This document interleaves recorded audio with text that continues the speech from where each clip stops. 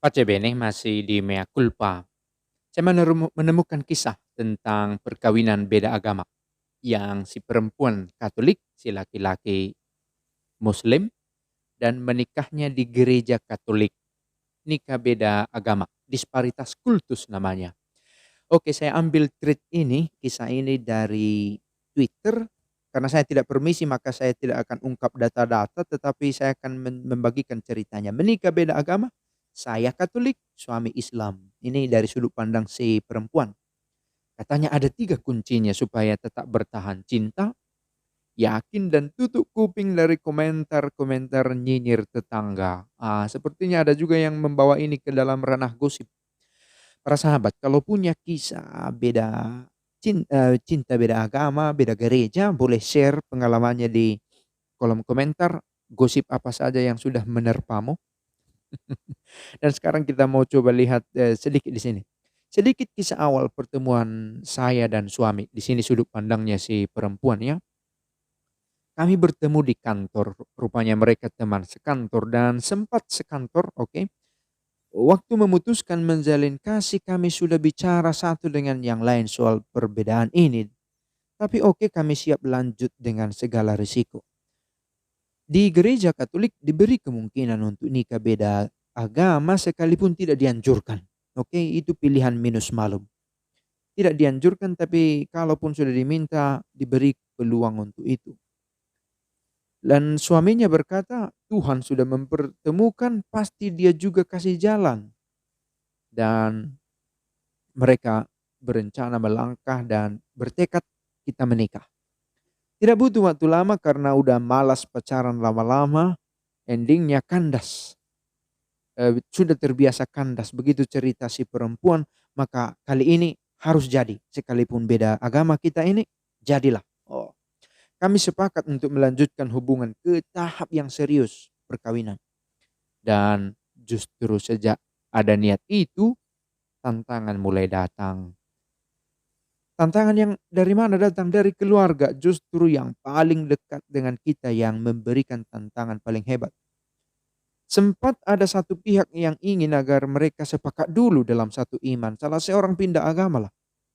Tapi ya mereka ngeyel, si perempuan tetap ingin Katolik, si laki-laki juga tetap ingin Muslim. Lalu ada beberapa pertanyaan yang muncul, emang bisa nikah beda agama? Terus anaknya nanti gimana? Dibaptis atau disunat dan menjadi seorang muslim yang baik?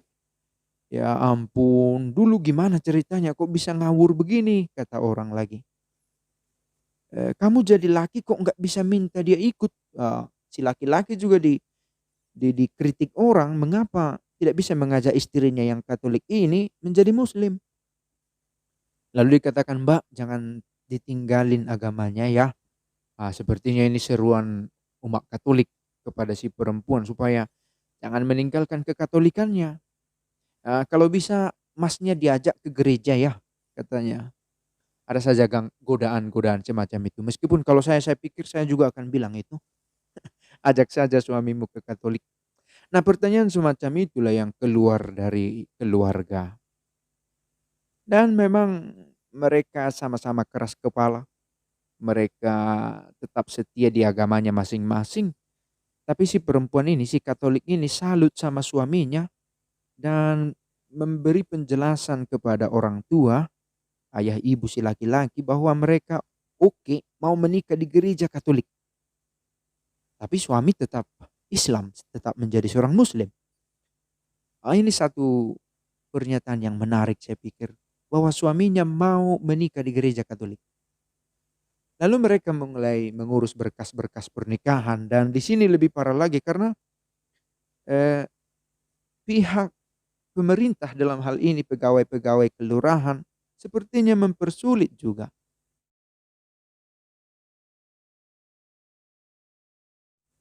Mereka ditanya, "Bagaimana agamanya akan saya catat apa ini yang si Katolik?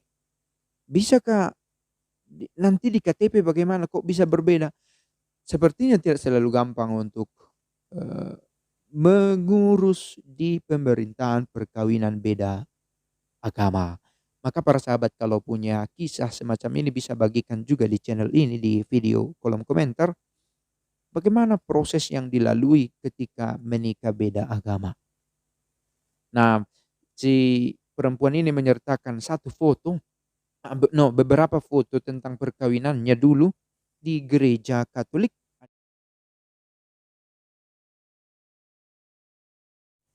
Dikatakan bahwa si laki-laki itu pas sungkem, menangis juga, menangis, terbawa perasaan. Dan si perempuan, si Katolik ini yang bercerita ini juga serasa ikut terharu dan akhirnya juga berkaca-kacalah matanya. Karena benar-benar terharu betapa besar perjuangan mereka untuk akhirnya bisa menikah di gereja Katolik dan ada banyak tantangan tapi akhirnya terkabul.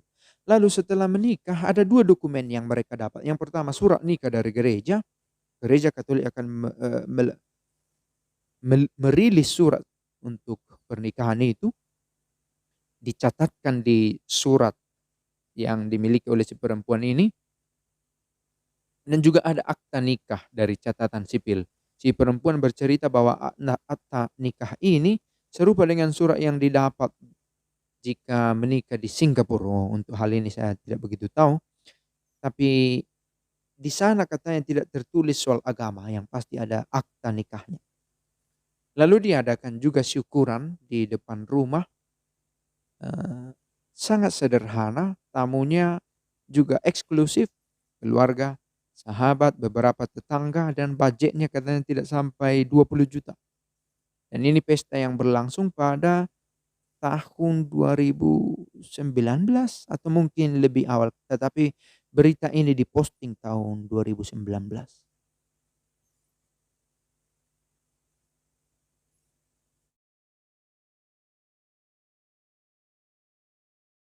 Oke, videonya singkat saja berbicara tentang perkawinan beda agama ini, ada tantangannya. Kalau ada seorang Katolik, entah dia laki-laki ataupun perempuan berniat untuk menikah dengan cara begini, ya pastikanlah kamu tetap Katolik dan anak dibaptis di gereja Katolik. Bila perlu dibuat surat perjanjian, karena kadang, si suami setuju atau si istri setuju, tetapi setelah pernikahan, anak lahir, janji itu dilupakan. Saya pikir begitulah gereja berusaha menjamin bahwa iman umatnya tetap terjaga dan keturunan-keturunan juga memeluk iman yang sama. Video singkat dan pace bene.